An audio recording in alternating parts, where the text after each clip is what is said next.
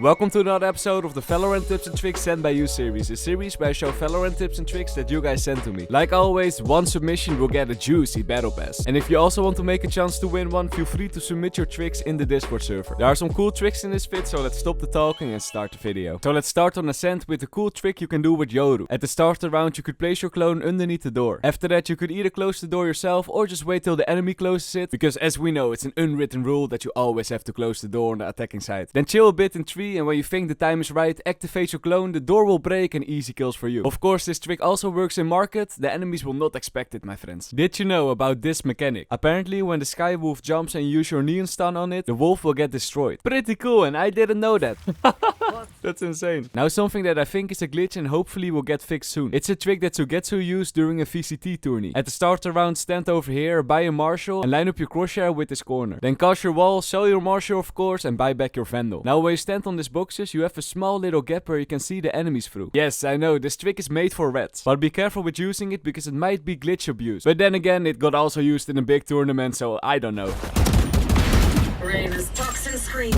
Well played, Tita. One more thing by the way, this trick only works on low settings because on high settings, well, low settings are better. Now let's go to bind for a cool Sage one way I actually never seen before. At the start of the round, stand against this barrier and place your wall like this. The enemies might think you misplaced the wall or something, or maybe even look up. But when they push, you'll be there to kill them, easy peasy for you. It works especially good with an operator. One warning though, when the enemies crouch, they will be able to see you, but by that time you already got them, so no worries. Now a cool fact about the Fade Octopus. Yes, my friends, it's an octopus, look at the tentacles. When you throw it down, first the circle appears and then the face. Apparently, you won't be able to damage the circle. Only when you shoot on the face, the octopus will get destroyed. Woody found this out the hard way.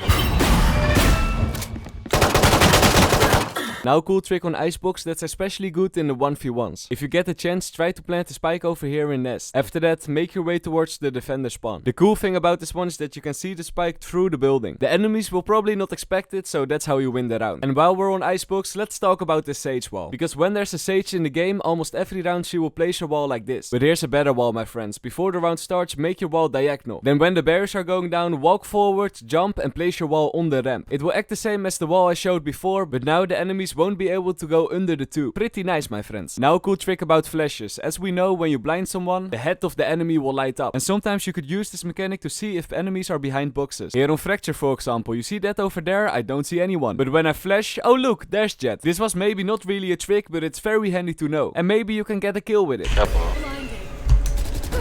And while we're talking about flashes, let's do another flash trick, this time with KO. If you want to enter A on Pearl, throw your flash against this wall over here. After that peek of course, and it's a nice one-way flash. Literally every spot where the enemies could stand will be blinded. So an essential lineup to know. And while we're at Pearl, in last video I showed that you could wallbang through the waterfall over here. Pretty handy to know, but of course you could also wallbang through this waterfall. When you are lurking and you made your way all the way to sewers, you can combine it with like a sofa arrow and make some nice kills. Let's do one more trick on Pearl. Do you see this box over here? Well, apparently Jet can jump on this box without any abilities. After that you can do one updraft and look all the way towards middle. Of course you don't have to jump on the box, you could also use 2 updrafts for the same effect, but this way you save one ability. Now not a trick, but it's trick shot time, my friends. Look at this trick shot from Muffin.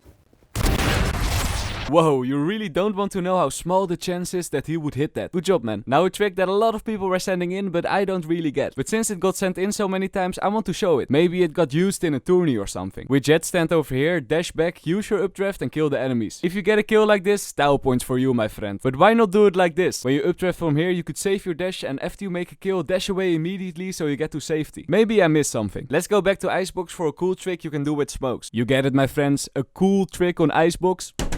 I'm not funny. When you play on the defender side, use 2 smokes like this. When you do this, you create a nice little one-way towards the enemies. Simple, but nice. The enemies might not even notice that it's a one-way at first. Another thing you could do is just smoke the right side, and when the barriers are going down, chill in your own smoke. This trick is good to counter if the enemies are rushing. Chill in your smoke, pray that the enemies are walking past you, and then surprise the enemies from behind. This trick really works, my friends. Just look at the crypt from Daza 1. Oh no, put it in. We're out. One enemy remaining. Now let's do a cool trick for Viper. On A side Pearl, jump on the hut. Then go all the way to this corner and aim in the middle of the bottom right stair. When you cast your ultimate, it will be halfway on the hut, but you can hide just outside your ultimate. And then when you hear the enemies planting the spike, you can go inside and kill the enemies easy peasy. You'll even create a small little one-way towards art. But the good thing about this trick is that you can hold A all by yourself. Let all your teammates go to B so they have the advantage over there. And while we're talking about the Viper ultimates, let's do another one. This time on Breeze. Before the round starts, use your wall like this, and then use your ultimate to the right of the tile splitsing. I have no idea how to call it, but you see it on the screen. When you do this, you can sneak all the way around B main and chill over here. The enemies might not expect it, and this way you can easily hold B all by yourself. Let your teammates hold A and play B for the retake. Now glitch with the RGX Stinger. Apparently when the enemy holds it and you stand behind him, you won't be able to hear him shooting.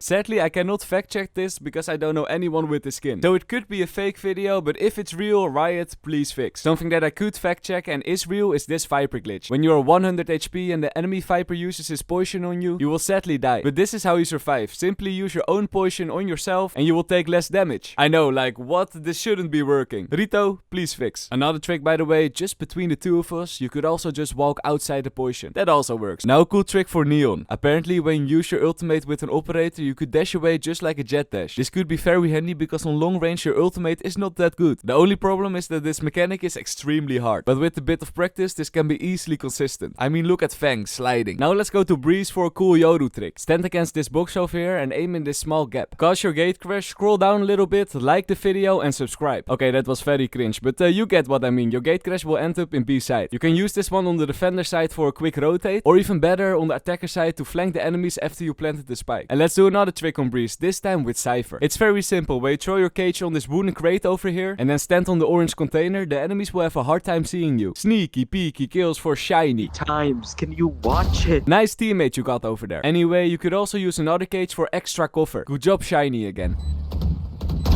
Now quick and easy Cypher cam. Simply stand in hookah and when the bears are going down, place your cam over here. It's very hidden for the enemies, they won't be able to see it from middle. And while we're in hookah, if you want to push B on the attacker side, sometimes two enemies will chill in hookah. When this happens and you play race, you could actually do a double jump from B long. Nice to kill the enemies from behind. And let's do another race trick, this time on Ascent and about their boombot. If you want to take or retake B side, line up your boombot with the left side of the wall and the right side of that line. Once you see it, it's pretty easy. Just cast it and it will go all the way to the boathouse. No more sneaky peeky enemies over there. Now a trick for chamber. When you want to enter A, I would recommend to always have a teleporter over here. When you enter and you get hit a few times, you could teleport away even when you're behind the wall. And now with low HP, you could still assist your team from behind. A cool trick if you ask me. Now a very risky Sage play. At the start of the round, place your wall on these boxes so there's a small little corner where you could stand on. Jump on it and chill here till the enemy pushes. From the enemy perspective, it doesn't look like much. They will probably think there's something fishy going on, but when they push and they check behind the box, they don't see anything. So wait patiently and get those frags. Also, I would not recommend to do this in a full buy round, maybe in a half buy round or eco round. That's the moment to use those crazy strats. And this is it, my friends. I want to thank everyone for submitting their tricks. I hope you learned something and I see you guys in the next one. Peace.